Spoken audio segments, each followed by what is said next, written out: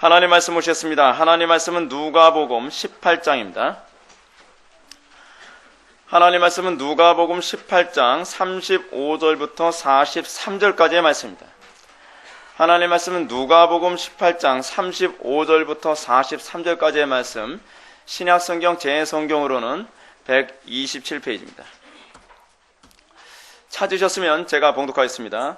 여리고에 가까이 가셨을 때에 한 맹인이 길가에 앉아 구걸하다가 무리가 지나감을 듣고 이 무슨 일이냐고 물은데 그들이 나사렛 예수께서 지나가신다 하니 맹인이 외쳐 이르되 다윗의 자손 예수여 나를 불쌍히 여기소서 하거늘 앞서가는 자들이 그를 꾸짖어 잠잠하라 하되 그가 더욱 크게 소리질러 다윗의 자손이여 나를 불쌍히 여기소서 하는지라. 예수께서 머물러 서서 명하여 데려오라 하셨더니 그가 가까이 오매 물어 이르시되 내게 무엇을 하여 주기를 원하느냐. 이르되 주여 보기를 원하나이다. 예수께서 그에게 이르시되 보아라 내 믿음이 너를 구원하였느니라 하시매 곧 보게 되어 하나님께 영광을 돌리며 예수를 따르니 백성이 다 이를 보고 하나님을 찬양하니라. 아멘. 이 시간은 누가복음 153번째 강의가 되겠습니다. 보기를 원하나이다 라는 제목을 가지고 하나님 말씀 증거하도록 하겠습니다. 보기를 원하나이다. 우리가 지난 시간에 영생에 관한 개념을 우리가 살펴보았습니다. 영생에 관한 개념을 살펴보았기 때문에 우리가 이제 영생에 관한 얘기는 이제 이거로 끝인가 보다 했는데 사실 그렇지는 않습니다. 영생의 개념이 무엇이라고 했습니까? 영생이 뭐예요? 영원히 사는 겁니까? 천국 가서 잘 먹고 잘 살고 배 두드리면서 편안하고 행복하게 내가 이 땅에서 누리지 못했던 쾌락과 향락을 다 누리면서 사는 것이 영생이고 그것이 천국입니까? 우리는 그렇게 생각하는 경향이 굉장히 많습니다. 굉장히 이방 종교적이죠. 근데 여러분, 성경에서 우리가 이 영생에 관한 개념을 알게 됐을 때 영생에 관한 개념이 더 선명하게 나오는 게 사실은 요한복음입니다. 요한복음에서는 영생이라는 단어가 다른 복음서보다 훨씬 많이 언급되어져 있어요. 근데 흥미롭게도 누가는 영생에 관한 이 개념을 설명하기 위해서 부자 관리에 관한 이 얘기부터 시작을 해가지고 이제 다음 시간에 우리가 살펴볼 이 삭개오 이야기까지 영생에 관한 개념을 계속적으로 장황하게 그리고 치밀하게 정밀하게 우리에게 설명을 계속 반복해주고 있습니다. 왜요? 영생을 알지 못하면 여러분들은 구원이 없기 때문에 그래요. 영생에 관한 개념이 정확하게 정리되어 있지 않으면 우리는 영생을 얻을 수가 없어요. 얼마나 많은 사람들이 영생을 이방 종교적으로, 불교적으로, 이슬람적으로 이해하는 경향이 얼마나 많이 있습니까? 많은 사람들이 그래요. 이 땅에서 가난했으니까 천국에 가면 부자로 살겠지. 이 땅에서 내가 남들한테 멸시와 천대를 받았으니까 천국에 가면 존경과 이 명예를 누리면서 살겠지. 이 땅에서 내가 누리지 못한 욕심을 천국에 가서 나 채울 수 있겠지라고 생각하면서 욕심으로 천국을 사모해요. 그 종교가 어떤 종교인지 아십니까? 바로 신천지예요. 신천지에 들어간 사람들이 왜 못 나오냐? 이번에 여러분 신천지 다큐 봤잖아요. 신천지 다큐에 보니까 사람들이 전 놀랐어요. 진짜 그리스도에 대한 전혀 관심이 없고요. 천국 가는 거, 지옥 가는 거. 자기가 천국 가고 싶기 때문에 무슨 얘기까지 하냐면 자기 엄마한테 아줌마라고 얘기하는 거예요. 야, 너 예수 믿어야 돼. 너 예수 믿어야 천국 가. 너 정말 복음 듣고 네가 정말 뭐가 잘못됐는지 알아야 돼. 그랬더니 아줌마, 왜 그래요? 너 지금 뭐라 그랬니? 아줌마라 그랬어요. 이젠 당신하고 나하고 아무 관계가 없어요. 당신 나를 여기 데려온 이상 당신은 아줌마예요.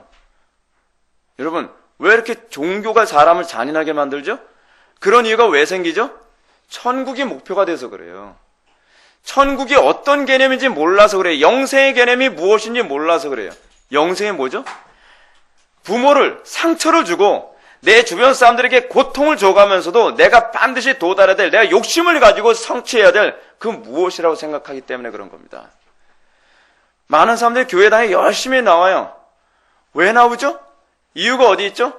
사람들 묻습니다. 영생을 얻기 위해서요. 천국 가기 위해서 그런데요. 당신은 영생이 뭐라고 생각합니까? 천국 가는 거 아닌가요? 천국에 가면 어떻게 산다고 생각합니까? 배 두드리고 행복하게 살겠죠. 지옥이 싫어서 자기는 천국을 선택한다는 거예요.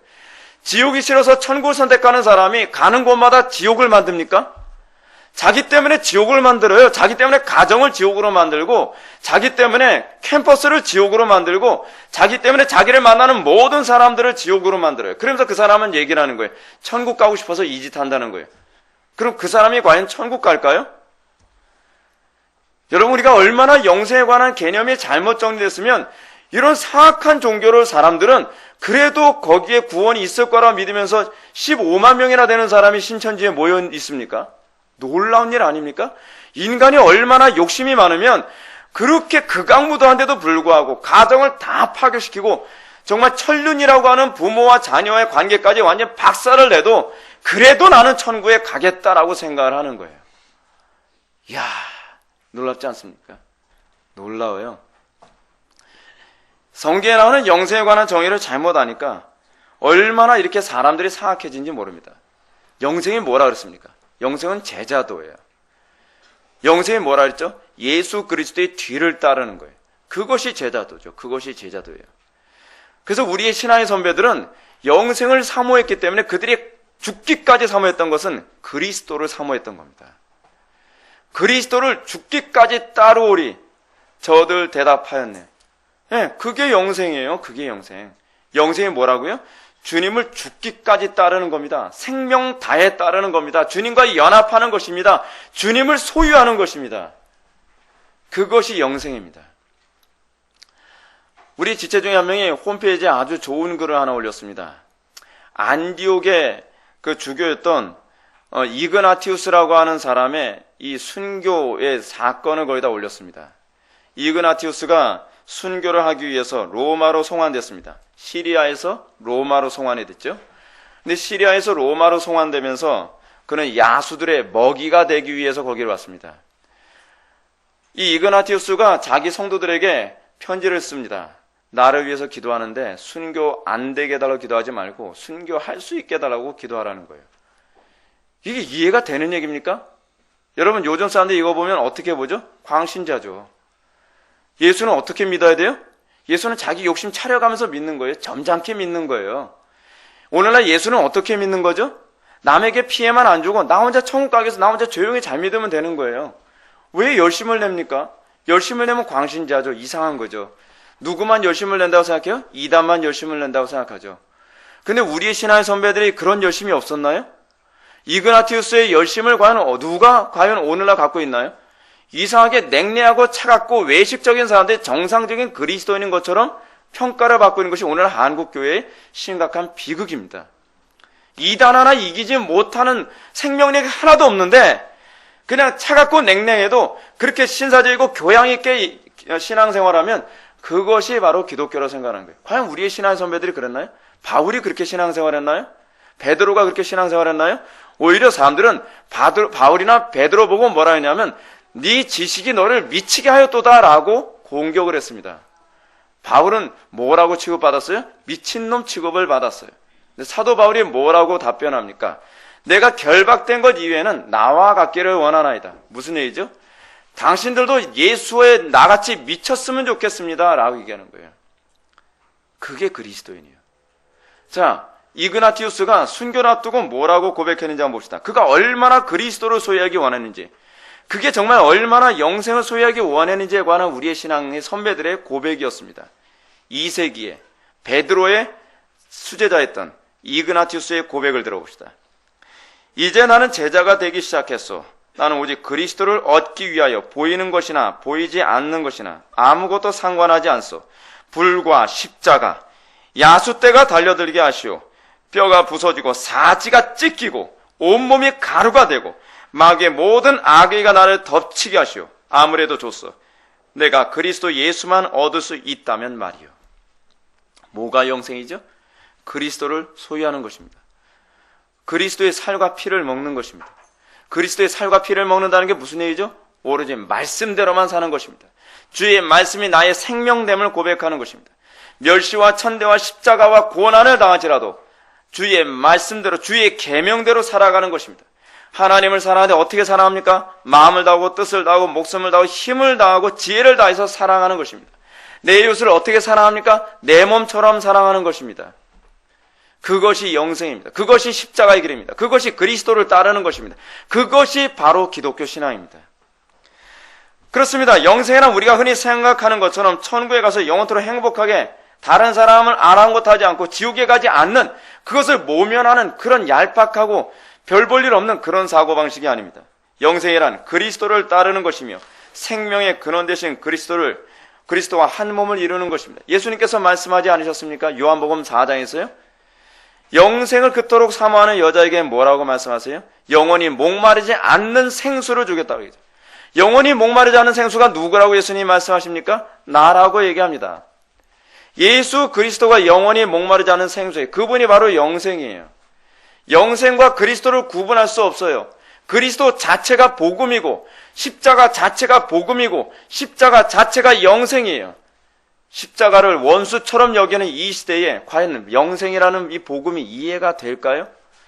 이 땅에서 어때야지 풍요롭게 살고 남들같이 쾌락과 향락 누릴 것 다 누리고, 그러면서 이 땅에서 모든 유흥과 향취를 다 누려가면서 천국에만 가겠다고 하는, 게으르고 나태함으로 무장되어 있는 그리스도인들, 그런 사람들이 갈 수 있는 그런 영생이 아닙니다.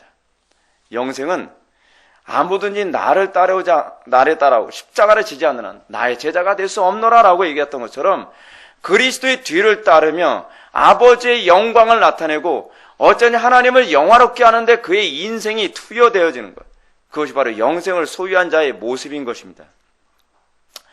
이런 영생의 개념을 염두에 두고 오늘 본문을 살펴보는 것은 매우 흥미롭습니다. 왜냐하면 오늘 본문은 영생과 관련하여 주님을 따르는 것이 무엇인지를 한 맹인의 사건을 통해서 구체적으로 우리에게 설명해 주고 있습니다. 35절과 37절, 35절부터 37절의 말씀을 보시겠습니다. 여리고에 가까이 가셨을 때 한 맹인이 길가에 앉아 구걸하다가 무리가 지나감을 듣고 이 무슨 일이냐 물은데 그들이 나사렛 예수께서 지나가신다 하니, 우리가 지난 시간에 제자도를 통해서 영생의 개념을 정리하는 가운데 정리하는 그 과정을 우리가 거쳤습니다.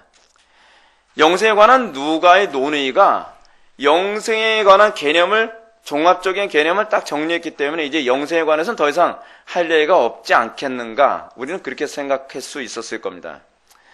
근데 우리가 이 본문 사건을 가만히 이게 종합을 해서 구조를 분석해 보면 영생에 관한 얘기는 여기서 끝나진 않습니다. 흥미로운 게 뭐냐면요, 여러분 누가복음 18장에 부자 관리 사건 나오죠. 부자 관리 사건이 뭘 얘기하는 겁니까? 자기 힘으로 영생을 소유하려 하다가 결국 영생을 소유하지 못하고 낙심하여 떠나가는 한 부자 청년, 부자 관리를 보여주고 있습니다. 근데 그 사건, 그러면서 뭐라고 얘기하냐면 부자가 천국 가는 게 얼마나 힘드냐 하면 낙타가 바늘귀로 들어가는 것만큼 불가능하다라고 이 부자의 천국 들어감, 부자가 영생 소유함의 불가능성을 예수님께서 말씀하셨습니다. 그러면서 제자들이 뭐라고 얘기합니까? 그러면 누가 영생을 얻을 수 있겠습니까? 사람은 할 수 없을 때 하나님은 할 수 있느니라. 사람은 할 수 없는데 하나님이 할 수 있다는 것을 구체적으로 또다시 입증합니다. 또 다른 사건을 통해서. 그 사건이 뭐죠? 19장에 나오는 삭개오 사건입니다. 삭개오는 부자입니다. 근데 삭개오는 부자고 세리고 남의 등을 쳐서 돈을 벌고 떵떵거리면서 사는 사람인데, 이 사람이 예수님을 영접하고 영생에 참여하는 사건이 이 19장에 나오는 거예요. 그래서 마치 숨이 쌍괄법처럼 불가능한, 하나님 나라에 들어가지 못한 부자에 관한 얘기를 언급하고 19장 1절부터 이 삭개오에 대한 얘기를 다시 부자가 천국에 들어가는 사건을 언급하면서 어떻게 부자가 이 낙타가 바늘귀를 들어가지 못하는 그 천국의 영생을 어떻게 소유하게 되느냐를 설명해 주고 있습니다. 그래서 영생이 사람의 힘으로 되는 것이 아니라 하나님의 힘으로만 되는 것, 영생이 우리의 의지와 우리의 힘과 우리의 도덕성으로 되는 것이 아니라 오로지 믿음으로만 되는 것이라는 것을 오늘 본문과 다음 주 우리가 살펴보게 될 본문을 통해서 아주 착실하고 그리고 아주 조직적으로 누가는 우리들에게 설명해 주고 있습니다. 물론 우리가 이 여리고성 사건에 관한 부분을 영생에 관련하여 이해하지 않는 경우가 태반입니다. 많은 사람들이 이 여리고의 이 맹인 사건을 주로 예수 그리스도의 치유 사건으로 설명을 합니다. 뭐 크게 문제되진 않아요. 그렇다고 해서 이단이라든지 그렇다고 해서 잘못 설명하는 건 아니에요. 근데 분명한 것이 뭐냐면 그것은 주변적인 것에 불과해요. 본질적인 것. 소위 누가가 그 수신자들에게 꼭 얘기하고 싶어 했던 본질은 아니라는 거예요. 이건 마치 예수 그리스도의 치유 사건만을 설교한다는 건 뭘 의미하냐면 달걀에 이 흰자위만 먹고 노린자는 쓰레기통에 버리는 것과 같은 거예요. 우리가 이 본문을 통해서 궁극적으로 우리에게 가르쳐주고자 하는 것이 무엇인가라고 했을 때 본문 전체의 구조와 흐름 안에서 핵심은 영생을 어떻게 믿음으로 얻을 수 있는가라고 하는 것을 누가가 이 본문을 통해서 우리에게 설명해 주고 있다는 거예요. 영생을 믿음으로 얻음으로 말미암아 사람으로는 할 수 없을 때 하나님만 할 수 없음이 이 맹인 사건, 이 여리고성의 맹인 사건을 우리에게 아주 적나라하게 잘 증명되어집니다. 자, 그러면 본문으로 들어가서 오늘 본문을 구체적으로 살펴보겠습니다. 오늘 본문에서 누가는 이 사건이 예수님께서 여리고에 가셨을 때 일어난 일이다라고 얘기하고 있습니다. 예수님께서 여리고에 들어가실 때 일어난 일이라고 하는 이 표현이 마태나 마가의 주장하고는 이게 충돌을 일으킵니다. 마태복음이나 마가복음에서는 뭐라고 얘기하냐면 여리고성에서 나가게 될 때에, 그러니까 이 병행되어지는 본문이거든요. 근데 마태복음이나 마가복음에서는 이 본문은 어떻게 기록하고 있냐면 첫 번째로 맹인이 2명이라고 설명하고 있고요. 또 하나는 뭐라고 얘기하냐면 예수님께서 여리고성에서 나갈 때쯤에 이 맹인을 만나서 치료했다라고 얘기합니다. 그럼 본문이 이게 문제가 있는 것 아닌가, 이게 오류가 있는 것 아닌가, 그렇게 보여줄 수 있어요. 근데 그 얘기가 아니에요. 이 사건을 우리가 정확하게 이해하게 되면 우리가 성경의 신뢰성이 더 견고해집니다. 첫 번째로 왜 이 누가가 기록한 것과 마태, 마가의 기록이 다른가? 그 당시에 여리고성은요, 유대인들이 거주하는 여리고 지역과 그리고 이방인들이 거주하는 여리고 지역이 있었어요. 두 개의 그러니까 여리고성 안에 유대인들이 거주하는 지역과 이방인들이 거주하는 지역이 있었는데 유대인들이 주로 거주하는 지역을 주로 뭐라고 불렀냐면 옛 여리고라고 불렀고, 또 이방인들이 주로 거주하는 여리고 지역을 뭐라고 불렀냐면 새 여리고라고 이렇게 불렀어요. 그러니까 예수님은 지금 옛 여리고와 새 여리고의 중간쯤에 위치하고 계신 거예요. 그래서 예수님은 소위 새 여리고의 입장에서 봤을 때는 여리고성에서 나와서 새 여리고로 들어가는 입장으로 보이는 것이고, 옛 여리고 쪽에서 보게 되어지면 옛 여리고에서 나와서 새 여리고로 들어가는 것처럼 그렇게 표현이 가능한 거예요. 그래서 본문에서 이런 표현이 나온 것은 오류가 아니라 이 보는 관점의 차이 때문에 기록상의 차이가 나타나는 것뿐이라는 것을 염두에 둔다면 문제가 되지 않습니다.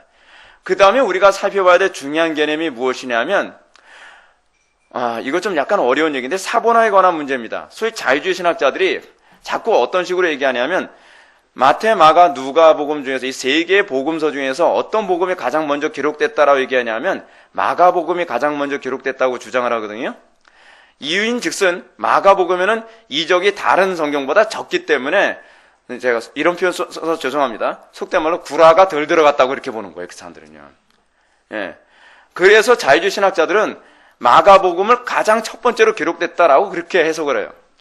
근데 여러분 에탈 인네만 같은 사람은 그렇지가 않다는 거예요. 뭐가 가장 먼저 기록됐느냐? 마태복음이고 그 다음에 마가복음이고 그 다음에 누가복음이라고 해요. 근데 자유주의 신학자들은 뭐라 하냐면 마가복음이 먼저 기록된 다음에 마태나 누가가 마가복음 보고 베껴 써고 거기다가 다른 사료, 소위 로기아라고 하는 예수님의 어록을 거기다 집어넣어서 이 성경을 좀 이렇게 불렸다는 거예요.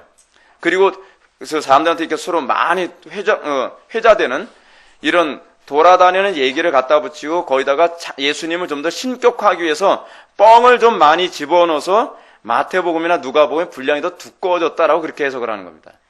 근데 여러분 이 본문만 보더라도 이것이 마가의 기록을 그대로 베껴 쓴 게 아니라는 것을 가장 잘 입증해주는 구조 중에 하나가 바로 이거예요. 만약에 누가가 마가의 글을 베껴 썼다면 어떻게 썼을까요? 여리고에서 떠나갈 때라고 표현하지 않았겠죠? 어떻게 썼겠어요?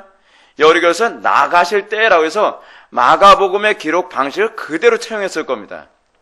근데 여기서 마가복음의 기록 방식과 완전히 다른 방식으로 기록됐다는 것은 이 기록이 누가의 독자적인 기록이고 독자적인 소위 작품이라고 얘기한다면 작품이라고 얘기할 수 있다는 아주 가장 명확한 증거라는 거예요. 그래서 제이시 라일 감독은 이걸 이렇게 얘기하고 있습니다.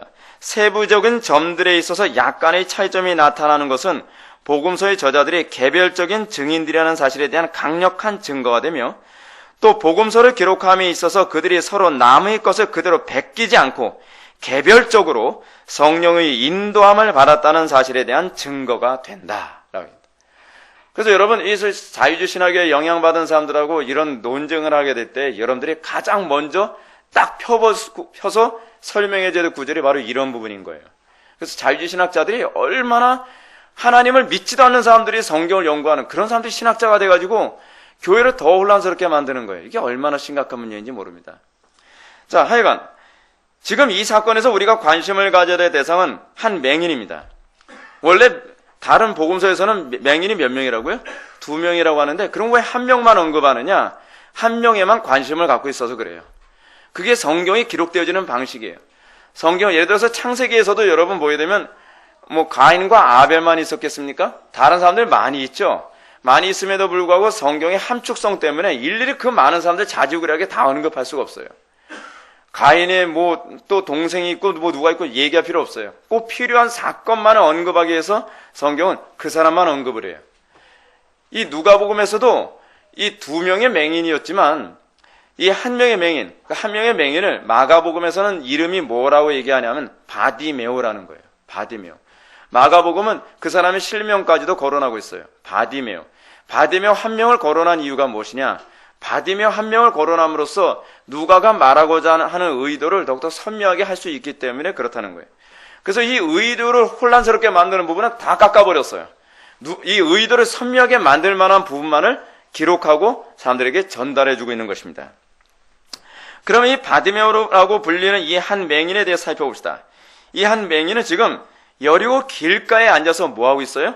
구걸을 하고 있는 상태예요. 그리고 맹인은 무리가 지나가는 소리를 듣고 무슨 일이 일어났냐고 묻기 시작합니다.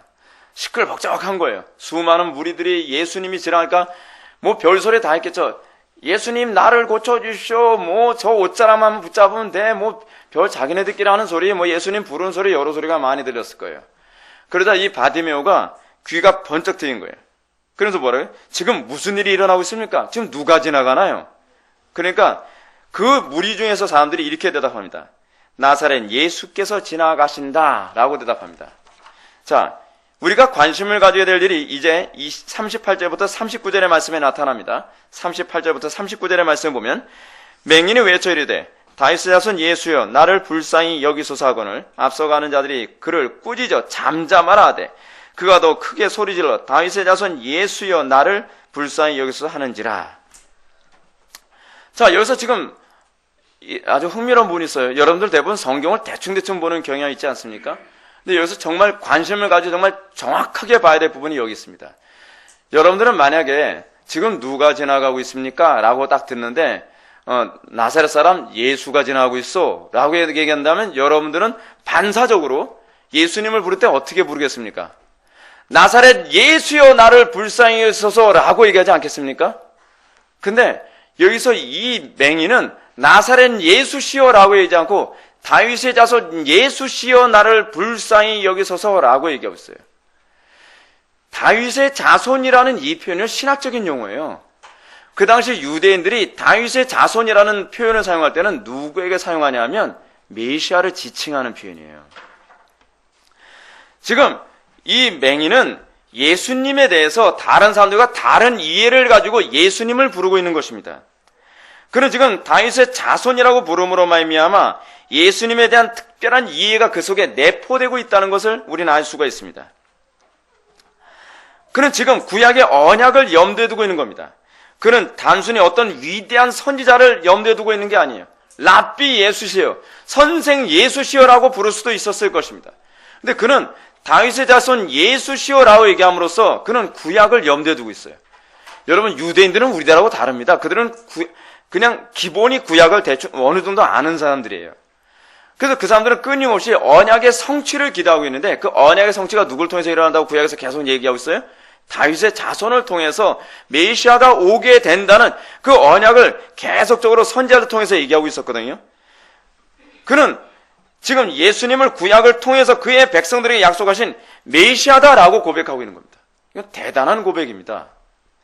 다시 말해서 바디메오에게 예수님은 유일한 구원자라고 하는 고백을 지금 하고 있는 겁니다. 지금 그는 구약의 언약을 떠올리고 있습니다. 그러면 구약에서 메시아가 어떤 분으로 오신다고 얘기하고 있습니까? 자, 시편 146편 8절의 말씀 한번 제가 인용해 드리겠습니다. 맹인들의 눈을 여시며 비굴한 자들을 일으키시며 라고 언급합니다. 또 이사야서 35장 5절을 보면 그때 맹인의 눈이 밝을 것이며 못 도는 사람이 귀가 열릴 것이며, 여러분 구약에서 메시아의 공통적인 특징을 얘기하고 있습니다. 그것이 뭐냐면 메시아는 눈을 뜨게 해주는 사람이라는 거예요. 그래서 구약의 다른 여러 선지자들 중에 아무도요, 아무리 위대한 선지자, 엘리야와 같은 사람조차도 맹인의 눈을 뜨게 한 적은 없어요. 그래서 여러분 요한복음 9장 32절에 보면 예수님을 통해서 이 눈을 뜨게 된 맹인이 하나 있습니다. 근데 이 맹인이 회당에 붙잡혀서 이 자기의 문제를 가지고 출교되기 일보 직전에 계속 거기서 재판을 받는 장면이 나오는데, 그래서 그 맹인이었다가 치료받은 사람이 이렇게 얘기합니다. 창세 이후로 맹인으로 난 자의 눈을 뜨게 하였다함을 듣지 못하였으니 라고. 맹인의 눈을 뜨게 하는 건 누구만 할 수 있다는 거예요? 메시아만 할 수 있다는 거예요. 지금 이 사람이 다윗의 자손 예수여라고 얘기하는 것은 메시아여 그리스도시여라고 고백을 하고 있는 겁니다. 그는 예수님이 자기의 눈을 뜨게 해줄 수 있는 유일한 분이라고 믿는 것입니다. 바디메오의 믿음은 단순한 선지자를 향한 믿음이 아니었습니다. 바디메오가 다윗의 자손이라고 고백한 것에서 잘 나타난 것처럼 그는 예수님을 메시아다라고 고백하고 있는 것입니다.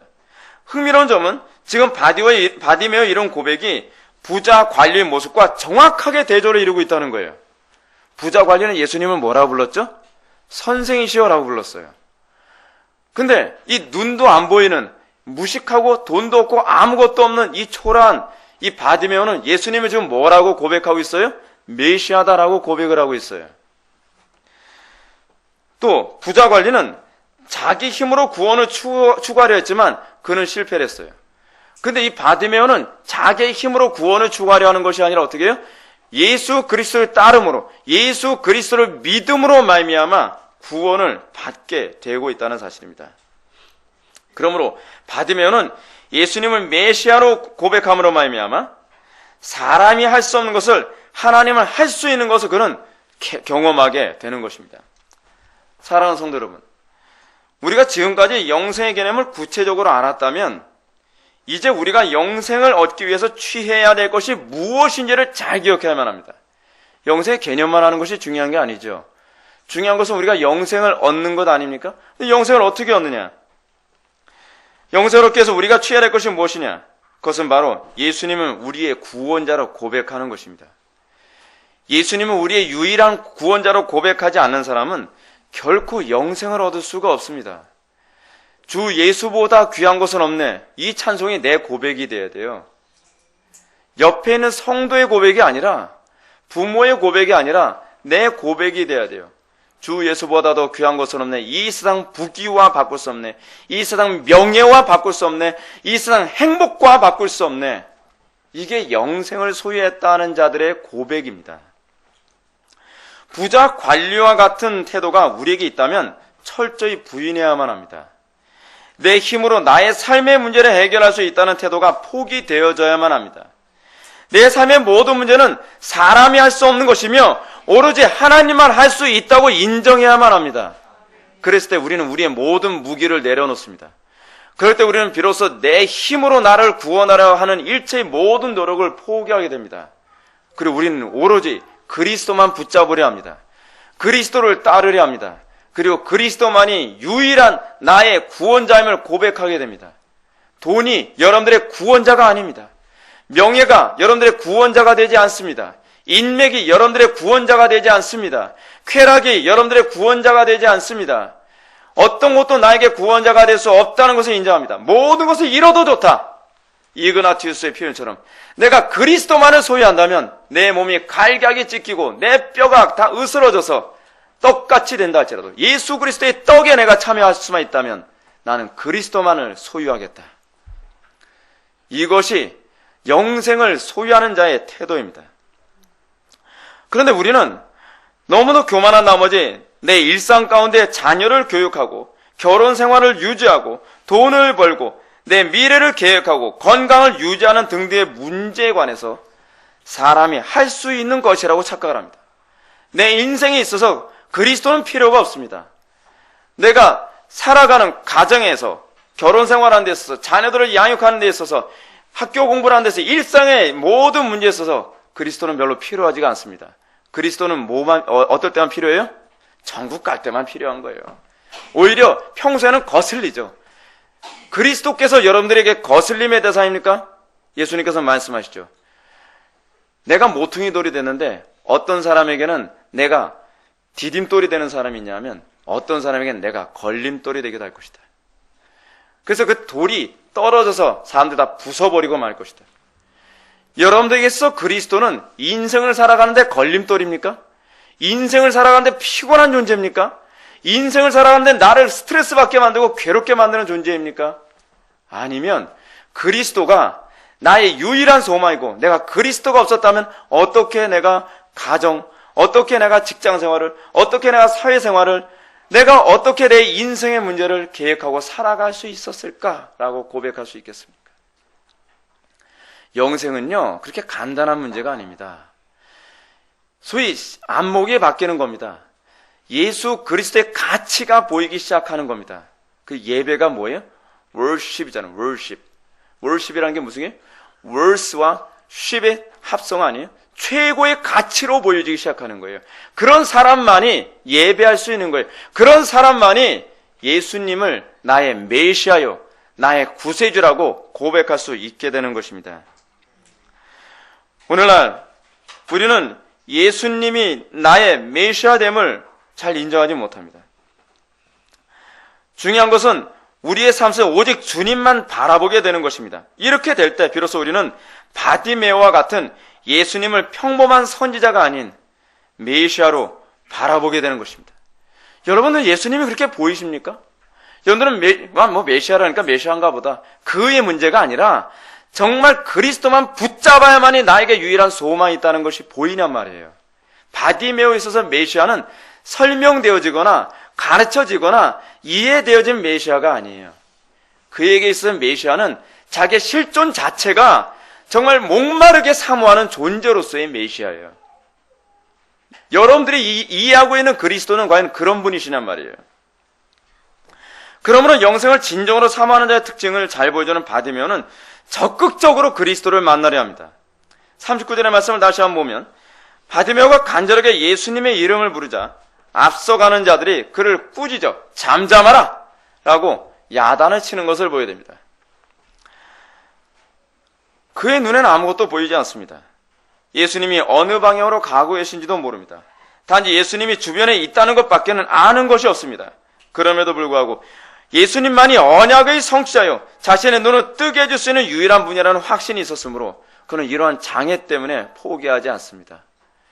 많은 사람들이 예수님을 믿어야만 소망이 있습니다. 예수님을 따라야만 소망이 있습니다. 그러다가 조금 어려움이 있고 조금 장애가 있고 감정이 상하고 뭐가 어쩌고 그러면 중대에 포기해버리는 경우가 많이 있습니다.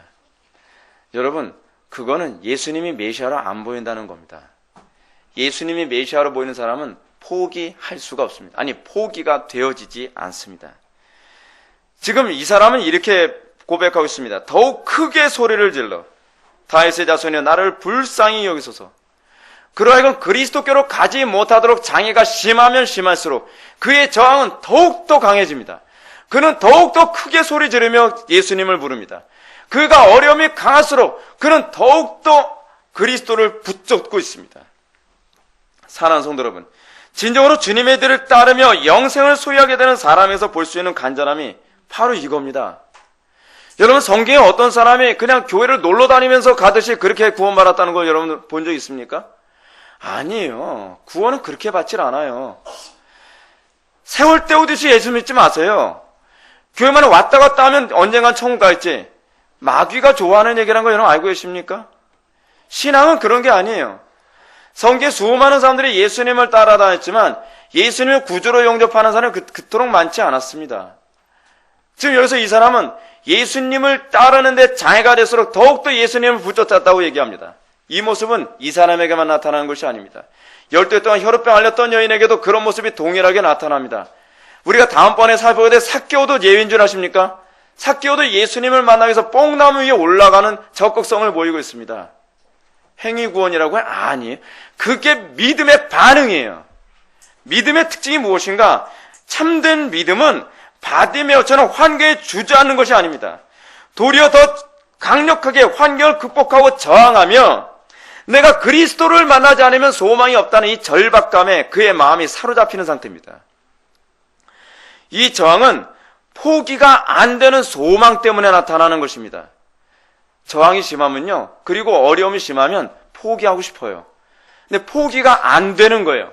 여러분, 포기가 안 된다는 얘기 여러분 들어보셨습니까? 그게 무슨 의미인지 아십니까? 그냥 이해하기 쉽게 말씀드린다면 이렇습니다. 어떤 사람이 도박을 하는데 도박을 해서 가정이 다 박살이 나버리고 빚더미에 앉아버렸습니다. 주변에서 다 말립니다. 제발 도박 좀 하지 말라고요. 근데 이 사람이 얘기합니다. 나도 포기하고 싶어. 나도 도박 안 하고 싶어. 근데 이게 안 되는 걸 어떻게 라는 거예요. 그 사람의 저항력이 얼마나 강한지 아십니까? 아내가 바지 끄댕이를 붙잡아도 아이들이 울면서 더 이상 하지 마세요 그래도 소용이 없습니다. 딱 한 번만. 그러면서 그나마 조금 있는 땅까지도 다 팔아넘겨서 집안은 쑥대밭으로 만들어버립니다. 이거와 비슷한 원리가 바로 우리의 믿음 속에서 작용합니다. 우리의 믿음은 어떤지 아십니까? 우리가 그리스도께로 나가면 나갈수록 가정에 핍박이 심해집니다. 어떤 아이는 예수 믿으러 교회 간다고 하는 것 때문에 한국 초대교회 당시에는 아이들이 매를 맞고 성경이 찢기고 온갖 학대를 받고 고통을 받았습니다. 이 아이들이 어떻게 반응했을까요? 그래도 부모 공경하는 태도를 그대로 견지합니다. 왜냐하면 성경이 그렇게 하라고 했으니까요. 그러면서도 매를 맞아가면서도 그래도요 아버지 전 주일 예배를 드려야 돼요. 그러면서 아이들은 예배에 참석합니다. 또 예배에 참석합니다. 또 예배에 참석합니다. 매는 더 심해집니다. 박해는 더 심해집니다. 그러면서 그리스도를 소유하게 되는 거예요. 우리의 신앙의 선배들이 헐렁헐렁하게 신앙생활한 줄 아십니까? 오늘날 한국교회 교인들처럼 이렇게 엉터리로 신앙생활한 줄 아십니까? 얼마나 많은 그 주부들이, 얼마나 많은 아이들이, 그 얼마나 많은 직장인들이 매를 맞고 고문을 당하고 핍박을 당해가면서도 중도에 포기하고 싶고 그리스도를 외면하고 싶어도 이 마음속에 내 속에 작동하는 이 믿음이 나로 하여금 그리스도를 포기하지 못하게 만드는 그 힘이 나로 하여금 더욱더 저항하며 다윗의 자손 예수시여 나를 긍휼히 여기소서라고 외기하게 하게 됐냔 말입니다. 박해가 심할수록 고통이 심할수록 그들의 기도는 더욱더 간절해집니다.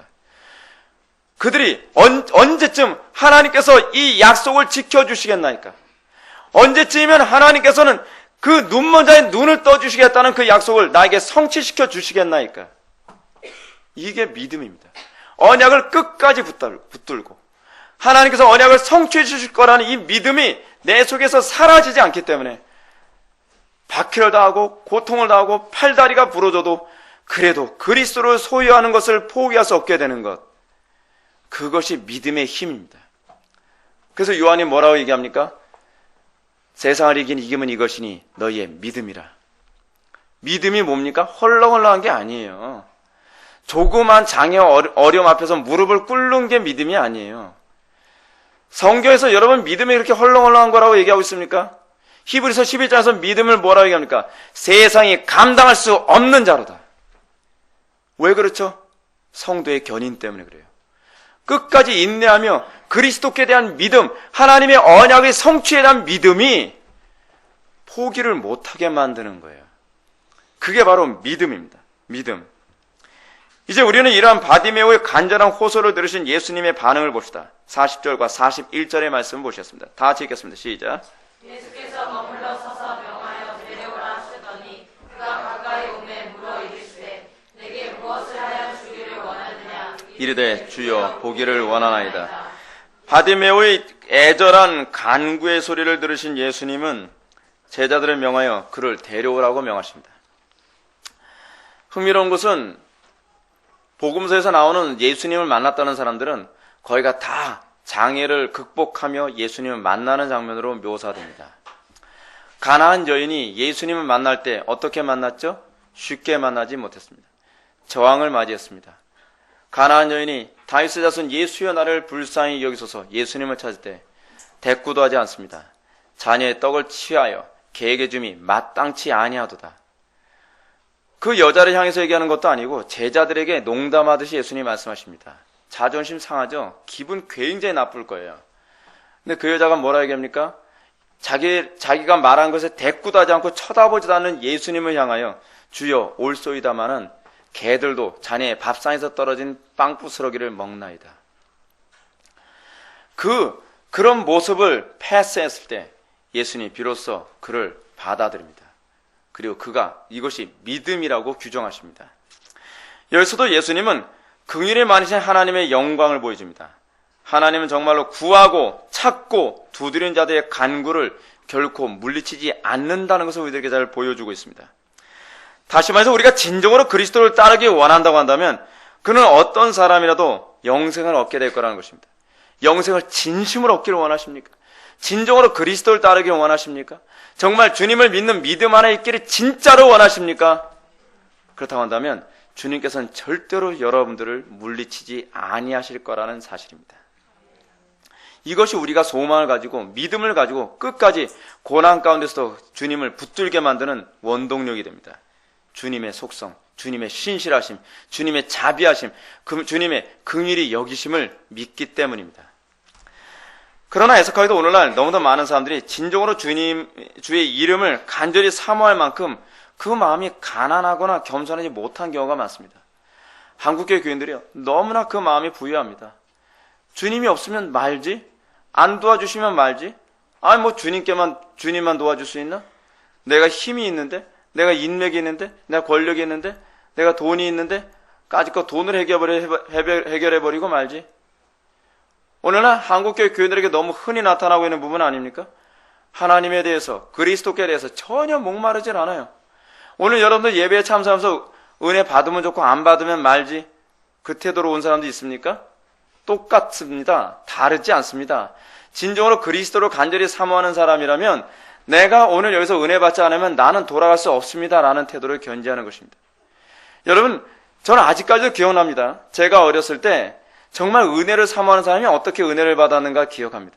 그들은요, 은혜의 방편을 정말 은혜 받을 수 있는 장소라고 한다면 빠짐없이 찾아다닙니다. 어느 교회에서 부흥회한다 그러면 거기 찾아가요. 먼다 그래도 그 먼 거리를, 옛날에는 버스도 별로 없었어요. 새벽에 걸어서 눈 푹푹 빠져가면서 거의 예배 드리러 가고 그래요. 은혜의 방편을 수도 없이 끊임없이 성경을 읽고 어떻게 하지 은혜를 받나요? 어떻게 하지 은혜를 받나요?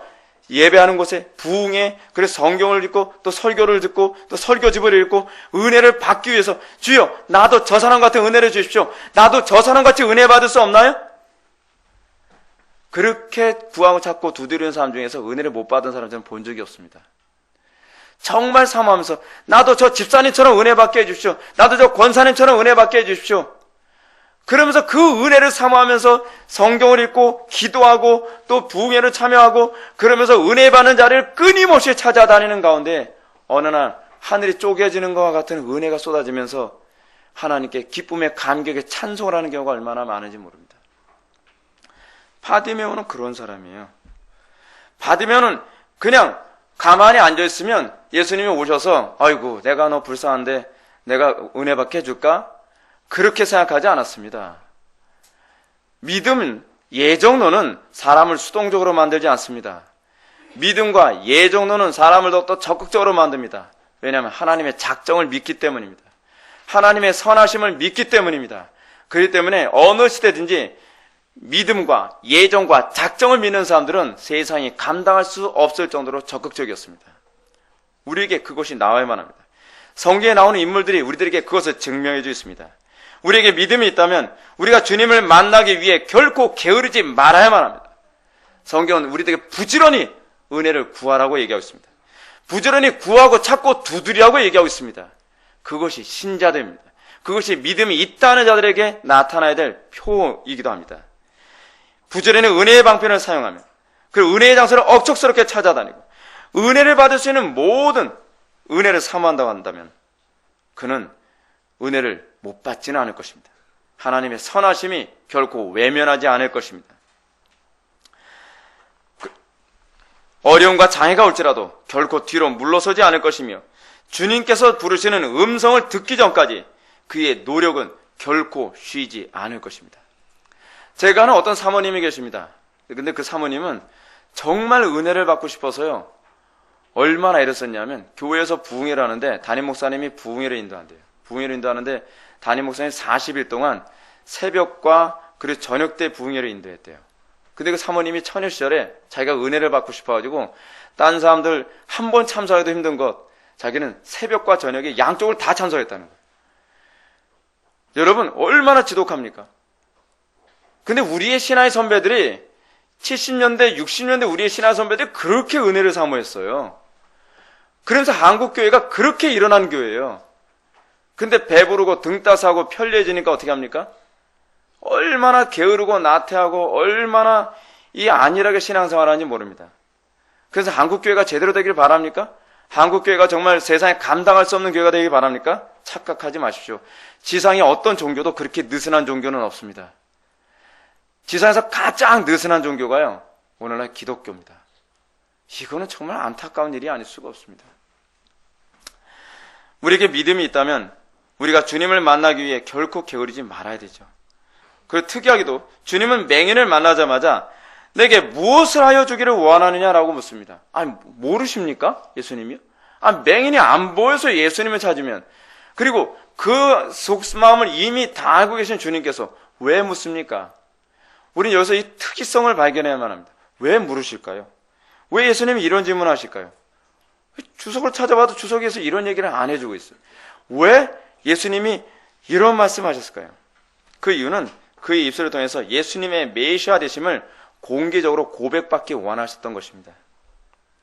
그것은 단순히 소원을 물은 것이 아니라 그의 신앙 고백을 원하신 것입니다. 왜냐하면 앞에서 언급했던 것처럼 구약에서 맹인의 눈을 뜨게 하실 수 있는 분은 오로지 약속된 메시아 그분 한 분밖에 없기 때문에 그렇습니다. 예수님은 마치 이렇게 묻고 계시는 겁니다. 내가 네 눈을 뜨게 해줄 수 있을 거라고 믿니? 라고 질문하는 거예요. 지금 이 사람이 이렇게 대답합니다. 주여 보기를 원하나이다. 무슨 말이에요? 당신이 메시아입니다. 라고 고백하는 것입니다. 하나님께서는 우리가 어떤 마음을 품고 계신지 알고 계십니다. 그러나 하나님께서는 여러분들의 삶의 영역에서, 직장에서, 캠퍼스에서, 가정에서, 곳곳에서 여러분들 신앙에 저항을 하는 수많은 사건들 속에서 하나님께서는 우리의 입술을 통해 우리의 신앙 고백을 받기를 원하십니다. 다른 사람들 보는 앞에서 너희가 나의 이름을 부끄러워하면 마지막 때 내가 너희 이름을 부끄러워할 것이고, 그들 앞에서 너희가 나의 이름을 부끄러워하지 아니하면 나도 너희 이름을 부끄러워하지 아니하리라. 주님은 몰라서 이걸 요구하는 것이 아닙니다. 주님은 우리의 삶 속에 이 신앙 고백이 표현되기를 원하십니다. 그러므로 이 고백이 있자마자 42절은 이렇게 표현합니다. 예수님께서 그에게 이르시되 보아라 내 믿음이 너를 구원하였느니라 하시매.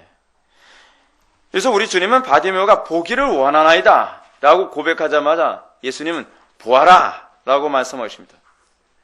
마치 이거는 태초 하나님이 천지를 창조하실 때 빛이 있으라 했을 때 빛이 있었던 것과 같은 표현 방식입니다. 예수님께서 그의 소원을 물으시고 그의 신앙 고백을 들으시고 예수님의 말씀 한마디로 그의 눈에 광명의 눈이 열리게 된 것입니다. 그는 빛을 보게 되었습니다. 그는 세상을 볼 수 있게 된 것입니다. 그래서 바빙크는 이렇게 얘기합니다. 오늘 우리가 묵상란에 나왔던 것처럼 복음은 항상 구약의 약속의 성취다. 약속에 대한 믿음이 우리에게 구원을 이루고 낼 것이라고 말하고 있는 것입니다. 그리고 이러한 맹인의 신앙 고백과 예수님의 선언이 떨어지기 무섭게 어떤 일이 일어나는가? 43절은 이렇게 언급합니다. 곧 보게 되어 하나님께 영광을 돌리며 예수를 따르니 백성이 다 이를 보고 하나님을 찬양하니라. 믿음의 고백과 예수님의 선언을 통하여 바디메오는 곧바로 보게 되었습니다. 그리고 그 다음에 나오는 구절이 아주 흥미롭습니다. 예수님을 따르게 되니라. 영생을 지금 뭐라고 표현한 겁니까? 예수님을 따르게 됨이라고 표현하고 있습니다. 그는 단순히 치료를 받은 것이 아닙니다. 그는 영생을 소유한 것입니다. 수많은 문둥병자들이 10명의 문둥병자 중에서 1명의 문둥병자만 예수님을 따르고 나머지 9명의 문둥병자는 병고침만 받고서 돌아가는 그런 모습이 아닙니다. 그는 눈을 뜨고 보게 되고 이제 주님을 따르는 삶을 살게 된 것입니다. 믿음은 무엇입니까? 우리가 어떤 놀라운 체험을 하는 것이 믿음입니까? 예수를 믿었더니 병고침 받았고, 예수를 믿었더니 사업이 잘 되고, 예수 믿었더니 가정이 화목해지고, 예수를 믿었더니 알코올 중독으로부터 내가 해방되어지고, 그게 믿음은 아닙니다. 영생을 소유한 건 아닙니다. 영생이란 뭐예요? 유일하신 참 하나님과 그의 보내신 자 예수 그리스도를 아는 것, 그를 따르는 것, 그와 연합하는 것, 그를 소유하게 되는 것입니다. 지금 바디메오는 주님을 소유하는 길을 이제 떠나기 시작합니다. 그는 주님을 따르겠다고 고백하고 있습니다. 이것이 바로 영생이라는 것을 얘기해 줍니다. 영생은 어떻게 소유하는 거라고요? 믿음으로 소유하는 것입니다. 무엇에 대한 믿음입니까? 약속에 대한 믿음입니다. 사랑하는 성도 여러분, 오늘 우리는 거짓 소경 바디메오라고 하는 이 한 인물을 통해서 영생이 어떻게 우리의 것이 되는가를 우리는 살펴봤습니다. 사람은 할 수 없을 때 어떻게 하나님은 할 수 있는가가 우리는 이 바디메오라고 하는 한 인물을 통해서 어떻게 영생이 우리의 것이 될 수 있는가를 우리는 살펴보았습니다. 그것은요, 우리가 그리스도만이 최고의 가치요, 그리스도만이 유일한 메시아 되심을 고백하는 그 믿음에서 시작되어집니다. 그분을 소유하게 되고 그랬을 때 그것이 영생으로 나타나야 될 것을 믿으시기 바랍니다. 다 같이 기도하시겠습니다. 사랑이 많으신 하나님 아버지, 우리가 오늘 시간 거짓 소경 바디메오를 통하여 우리가 어떻게 믿음으로 영생에 참여하게 되는지를 살펴보았습니다. 우리의 믿음이 정말 이 바디메오 같은 간절함 가운데 터져나오기를 원합니다. 주 예수보다도 귀한 것은 없다고 고백할 수 있게 하여 주시고, 그래서 이 고백이 우리에게 장애와 어려움과 난관이 있을지라도 더욱더 주님만 붙잡게 되어지는 역사로 나타나게 하여 주옵소서. 세상이 감당할 수 없는 믿음을 소유하게 하여 주옵소서. 예수님의 거룩하신 이름으로 기도 올려옵나이다. 아멘.